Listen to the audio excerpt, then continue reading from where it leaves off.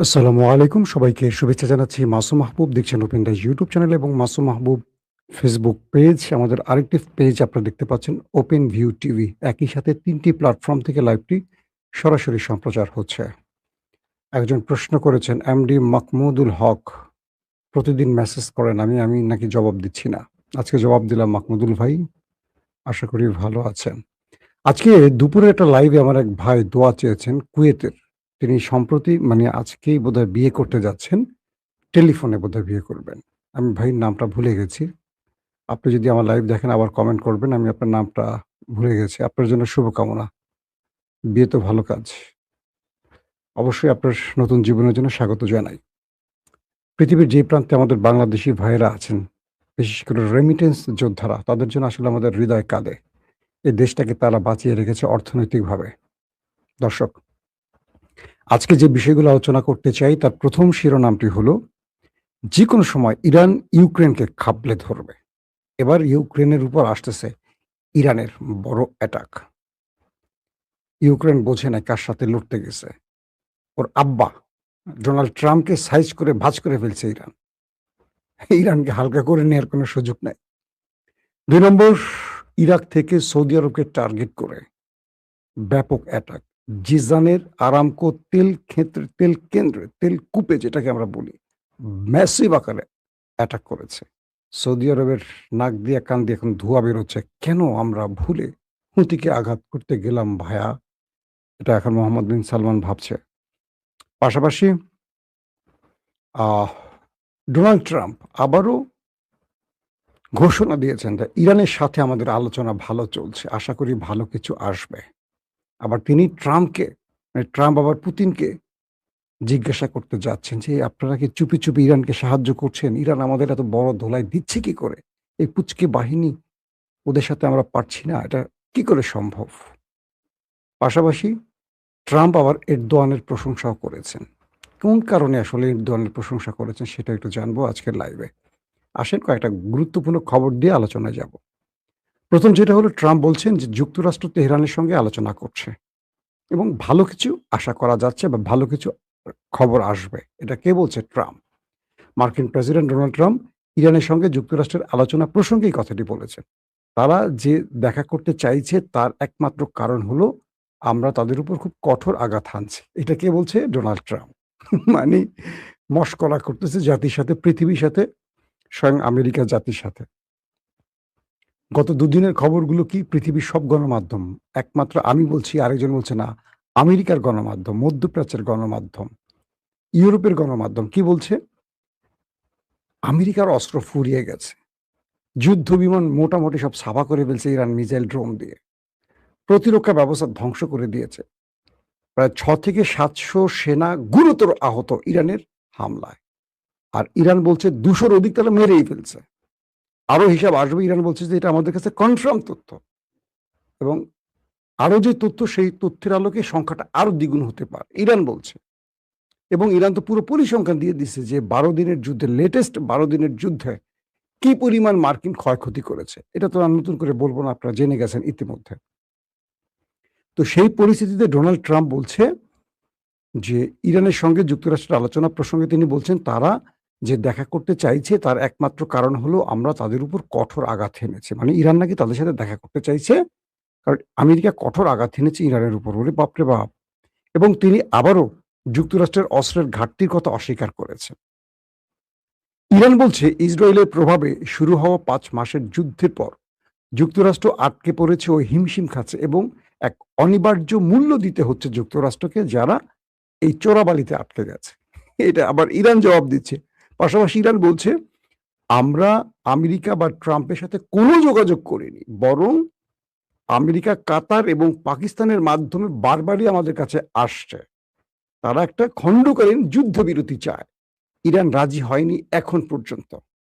Iran বলছে যে Iran আমেরিকাকে জবাব দিয়ে কথাটা বলছে। বলছে যে, "আমরা ট্রাম্পকে বিশ্বাস করি না। কারণ এই সাম্প্রতিক যুদ্ধে তারা ৩ বার সকল ওয়াদা ভঙ্গ করেছে। তারা একটা বিশ্বাসঘাতক।" একদম প্রকাশ্যে এইভাবে বলছে যে, "আমাদের সাথে করা ওয়াদা তারা ৩ বার ভঙ্গ করেছে।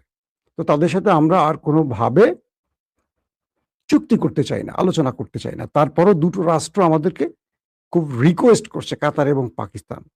তো এরই মধ্যে ইরান বলছে যে এরই মধ্যে তারা হামলা বন্ধ করে দিয়েছে। মানে আমেরিকা আমাদের কাছে দুটো দেশের মাধ্যমে আবেদন করে হামলা বন্ধ রেখেছে বলে আমরা প্রতিঘাত বন্ধ রেখেছি। মানে হামলার এগেইনস্টে যে পাল্টা হামলা ওটা আমরা করছি না।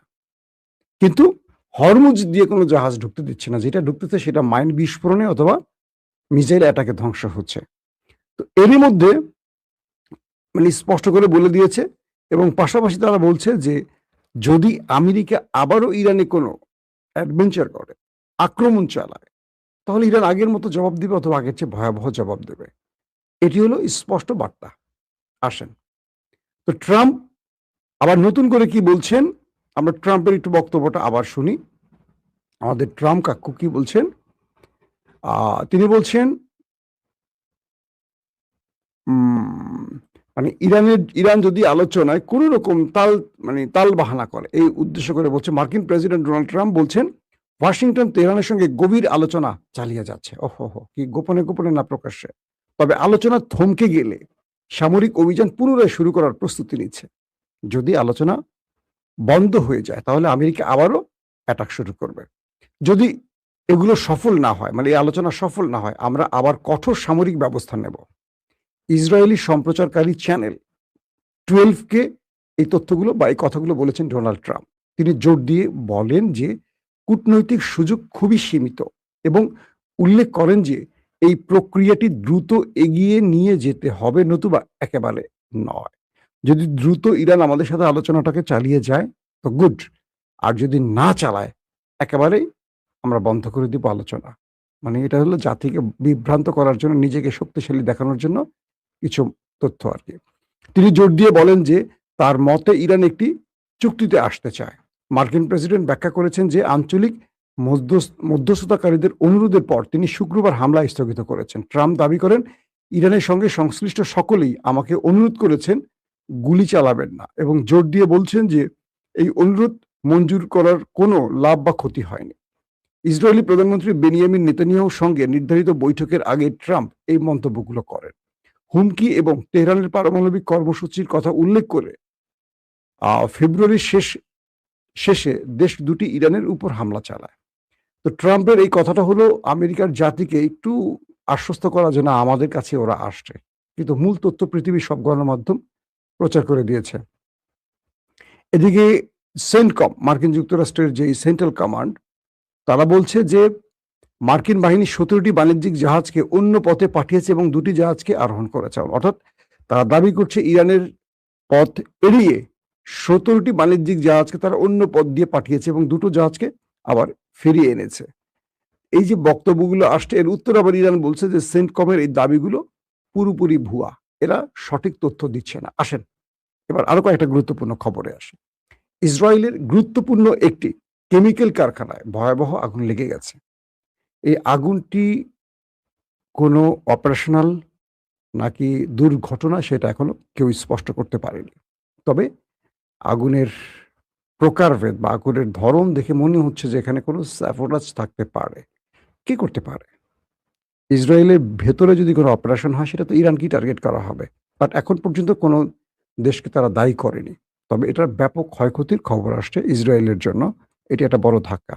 আসেন, ইরাক থেকে সৌদি আরবের ভেতরে এক ঝাঁক মিসাইল ড্রোন গিয়ে সৌদির জিজানে তাদের যে আরামকো তেলকূপটি আছে সেখানে হামলা করেছে।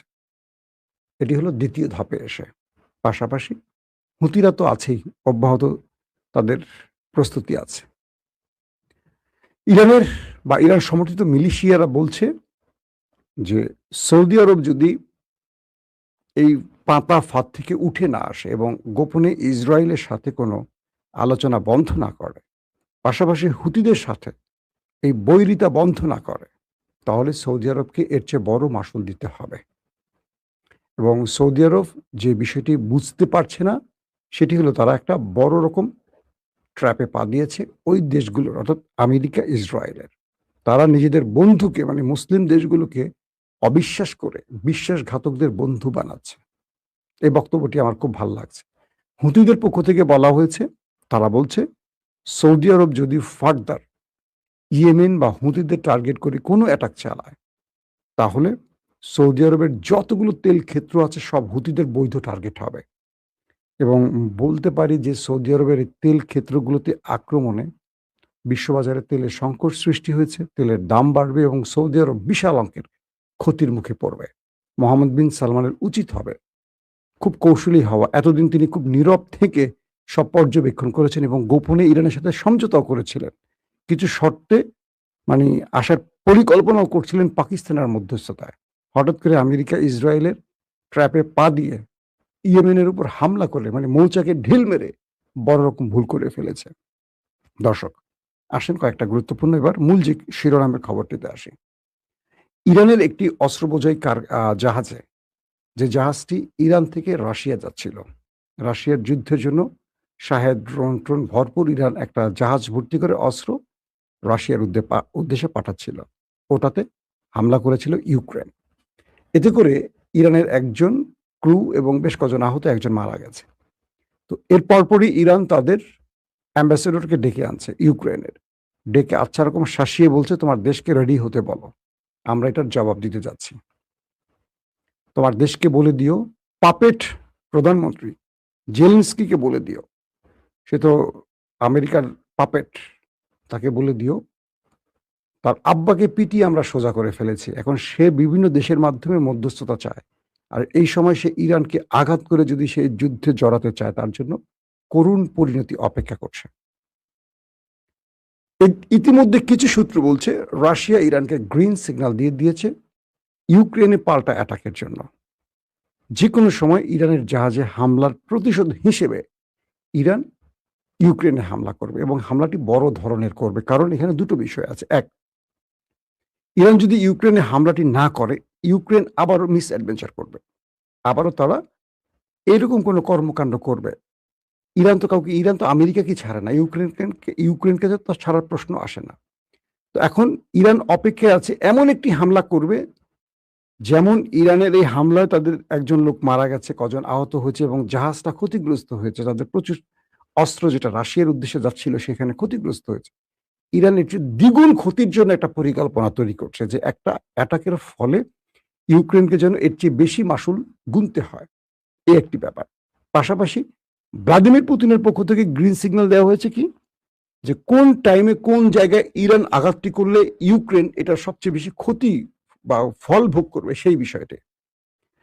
এখন ইরান কেন এই কথাটি বলছে ইউক্রেনকে যে কোনো সময় হামলা করবে বা অ্যাম্বাসেডরকে ডেকে? ইরান এর আগে ব্রিটেনকে, যুক্তরাজ্যকে হুমকি দিয়েছিল, কারণ যুক্তরাজ্যের ঘাঁটি ব্যবহার করে আমেরিকা ইরানে হামলা করেছিল। তারপর পরই ইরান তাদের রাষ্ট্রদূতকে তলব করেছে এবং হুঁশিয়ার করে বলেছে যে তোমরা আমেরিকাকে ঘাঁটি ব্যবহার করতে দিয়ে ভুল করেছো, তোমরা মনে রেখো তোমরা আমাদের সীমানার মধ্যে আছো, আমাদের মিসাইলের লক্ষ্যে আছো। এখন প্রশ্ন করবেন যে ইরানের এই মিসাইলগুলো তাদের রেঞ্জ আসলে কত? আপনাদের মনে আছে মার্কিন একটি ঘাঁটি দিয়াগো গার্সিয়া, সেখানে অ্যাটাক করেছিল ইরান। তখনই পুরো পৃথিবীর চোখ চড়া গাছ হয়ে গেছে যে ইরান এত লম্বা ডিস্টেন্সে কি করে অ্যাটাক করলো। এখন ইরানের থেকে ইউক্রেনের দূরত্ব 2 থেকে 2,500 কিলোমিটার, 2,000 থেকে 2,500 কিলোমিটার ইরান থেকে ইউক্রেনের দূরত্ব। ইতিমধ্যে এই দূরত্ব ওভারটেক করে ইরান কিন্তু ইসরায়েলে অ্যাটাক করেছে, যে কারণে আমেরিকা ইসরায়েলের রিকোয়েস্ট অনুযায়ী ইরানকে বলেছিল যে তোমরা নিউক্লিয়ার মানে প্রজেক্ট বন্ধ করবে, পাশাপাশি লং ডিস্টেন্স বা লম্বা দূরত্বের ব্যালিস্টিক মিসাইল বন্ধ করতে হবে তৈরি করা। ইরান মানেনি, যার ফলে যুদ্ধটা শুরু হয়েছে। এখন মধ্যপ্রাচ্য থেকে শুরু করে বিভিন্ন গণমাধ্যমগুলো বলছে, সামরিক বিশ্লেষকরা বলছে ইরানের কাছে কত দূরত্বের মানে লং ডিস্টেন্সের কি মিসাইল আছে, কত দূরত্বে সেটা কেউ জানে না। ইরান এটা প্রকাশ করে না, কারণ এটা প্রকাশ করলে ইউরোপ ইরানের উপর ক্ষেপে যাবে, কারণ ইউরোপ ইরানের নিশানায় আছে কি নেই এটা কেউ জানে না। বাট এটা ইসরায়েলের গণমাধ্যম বলছে যে ইরানের কাছে এই মিসাইল আছে। এটা আমেরিকা না, এটা ইসরায়েল বলছে যে ইরানের কাছে ইরান থেকে ইউরোপকে টার্গেট করার মিসাইল আছে। যেমন আমেরিকার সেন্টকম বলছে যে ইরান শেষের কয়েকদিন যে মিসাইলগুলো মেরেছে, খাইবার সেখান থেকে আর কি বলে ওরা, এটা পূর্বের খাইবার শেখার নয়। এটা এমন একটি যেটিকে ইন্টারসেপ্ট করা অসম্ভব হচ্ছে মার্কিন যুক্তরাষ্ট্রের জন্য। এটার স্পিড, এটার ওয়ারহেড একসাথে একাধিক ওয়ারহেড বহন করছে। যখন এটা মুভ করছে, এটা খুব দ্রুত আসছে, ঠিক লক্ষ্যে আসার পর এটার রকেটটা যখন আলাদা হয়, এটার ওয়ারহেডটা যখন স্পিডে মুভ করে, তখন এটা তার গতিপথকে পরিবর্তন করে। তো আমেরিকার প্রতিরক্ষাগুলো, ডিফেন্সগুলো একটা টার্গেটকে হিট করতে ছুটে আসে। যখন ওয়ারহেডটা তার পথ পরিবর্তন করে, তখন সেটা প্রতারিত হয় পথের মধ্যে। তো এভাবে ইরান খাইবার শিখান দিয়ে আমেরিকার খুব মূল্যবান জায়গাগুলো ধ্বংস করেছে, যুদ্ধ বিমানগুলো ধ্বংস করেছে, প্রতিরক্ষা ব্যবস্থা, রাডার সিস্টেম ধ্বংস করে ফেলেছে। তো এখন বলা হচ্ছে যে ইরান কি বলে ইংল্যান্ডকে, মানে যুক্তরাজ্যকেও তার টার্গেটে রেখেছে, যদি আরেকবার আমেরিকাকে ঘাঁটি ব্যবহারের সুযোগ দেয়, তারা ব্রিটেনে অ্যাটাক করবে, একদম প্রকাশ্যে বলছে। আর এখন ইউক্রেনকে অ্যাটাকের জন্য তারা একটা মোক্ষম সময়ের অপেক্ষা করছে, যে কোন সময় কোথায় আঘাতটা করে ইউক্রেনকে বড় রকম আসল গুনাতে হবে। তো এখন আলোচনাটা আসছে, যেই দেশ দিয়াগো গার্সিয়াতে অ্যাটাক করতে পারে, তাদের কাছে 8 থেকে 10,000 কিলোমিটারের রেঞ্জের মিসাইল আছে। এটা বলছে বিভিন্ন সামরিক বিশ্লেষকরা। তাহলে ইরান থেকে আমেরিকা এই দূরত্বের মিসাইলও ইরানের কাছে থাকতে পারে, এইরকম সম্ভাবনার কথা বলছে। এখন ইরান এই বিষয়গুলো স্পষ্ট করে না। ইরান তার কিছু কিছু বিষয় নিজেরা ঢোল পিটায়, আর কিছু কিছু বিষয় তারা একেবারেই গোপন রাখে। যেমন ইউক্রেন, কি বলে, IAEA এখন বুঝতে পারতেছে না যে ইরানে যুদ্ধ করার সময়ের মধ্যে 100 দিন বা তার অধিক, প্রায় 150 দিনের মধ্যে ইরান কি নিউক্লিয়ার বানিয়েছে? কারণ সাম্প্রতিক তাদের প্রত্যেকটি বক্তব্য নিউক্লিয়ারের পক্ষে।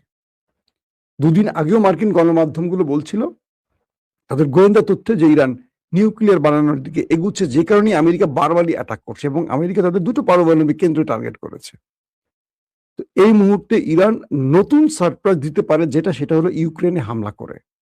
আর ইউক্রেনে হামলার সঙ্গে সঙ্গে পুরো ইউরোপ কেঁপে উঠবে। একদিকে রাশিয়া মারছে, একদিকে ইরান মারবে। তো যদি ইরান দ্বারা ইউক্রেন আক্রান্ত হয়, তাহলে পৃথিবী আরেক মাত্রা যুদ্ধ শুরু হবে। পাশাপাশি ইরানের মিসাইল নিয়ে নতুন করে পশ্চিমা দুনিয়া টেনশনে পড়ে যাবে, যে তাদের কাছে আসলে কত দূরত্বের মিসাইল আছে। তাহলে আমেরিকারও গায়ে জ্বর উঠবে, এটা কনফার্ম আমরা বলতে পারি। এখন ইরান সবকটাকে একাই কি ধোলাই করবে, বা সেই মানসিকতা নিয়ে কি ইরান মাঠে নেমেছে? আমাদের কাছে তাই মনে হচ্ছে। একদিকে সৌদি আরবকে দেয়া শুরু হয়ে গেছে, একদিকে ইউক্রেনকে দেওয়ার জন্য প্রস্তুত, ইসরায়েলকে মেরে বসিয়ে রেখেছে, আমেরিকাকে মারতে গিয়ে 6 থেকে 7টা আরব দেশকে মোটামুটি ধোলাই চালিয়ে নাস্তানুবাদ করে ফেলেছে। তো ইরানের কাছে পুরো বিশ্ব শক্তি যেন অসহায় হয়ে পড়েছে, বিষয়টা তাই তো মনে হচ্ছে। তাই আপনার কি আমার সাথে একমত? অবশ্যই কমেন্ট করে জানাবেন। আল্লাহ হাফেজ।